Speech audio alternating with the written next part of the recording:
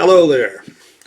I extracted the clips in this series on Ayn Rand from lectures that I gave at the end of 2019. It includes the comments and questions that people raised, and so you might find answers to your questions in what I answered to those people.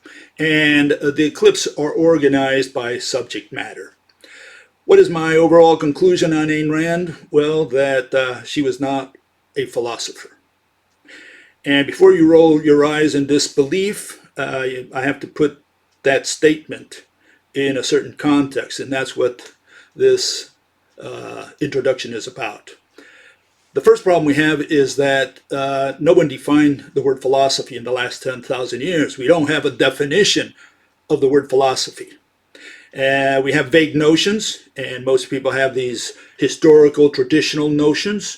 They think it's the love of wisdom, as Aristotle called it.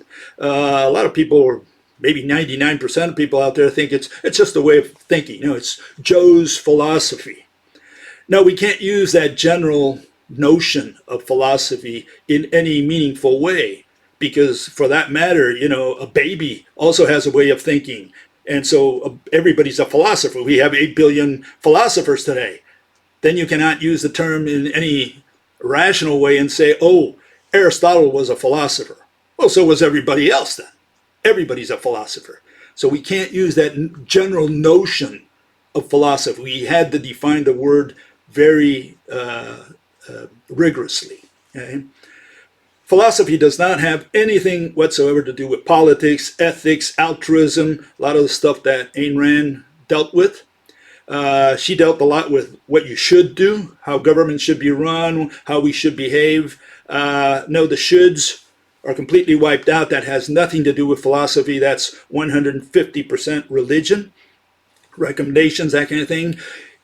Senses, she did a lot with the senses, that anything that you can sense in some way, feel. None of that has anything to do with philosophy. We killed the observer, all living entities in the universe. Only then can we do philosophy. And talked about a lot about consciousness, observers, beliefs. None of that has anything to do with philosophy. Okay?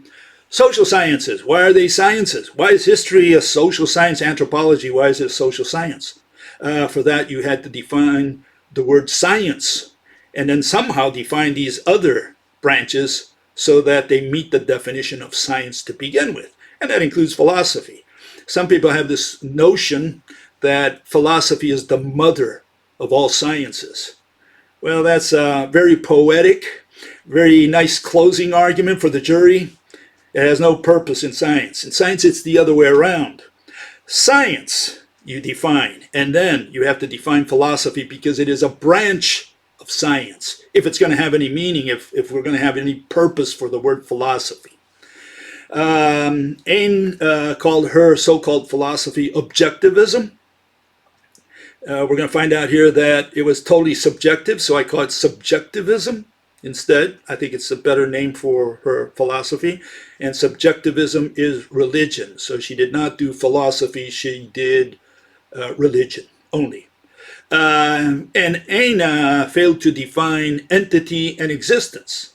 More fundamental than that, she never realized that the word entity and the word existence belong exclusively to physics.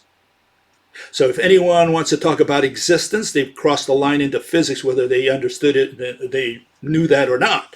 If you talk about the existence of God, you're not talking about religion. You're not talking about philosophy. What you're talking about is physics. What exists? Physics is the science of existence. It has total control. It's exclusive control over the word exist. And of course over the word object, which Ayn Rand called entity. So we're going to address that as well. And atheism is unscientific. It doesn't follow the scientific method. It's 100% religion. We're going to also argue that here as well. So you get an idea of what the series is going to be about. And again, these are clips that I collected from the lectures I gave at the end of 2019. And it includes questions and answers I gave to visitors. and they're organized by subject matter. So you can look up the titles and know what the clip is going to deal with.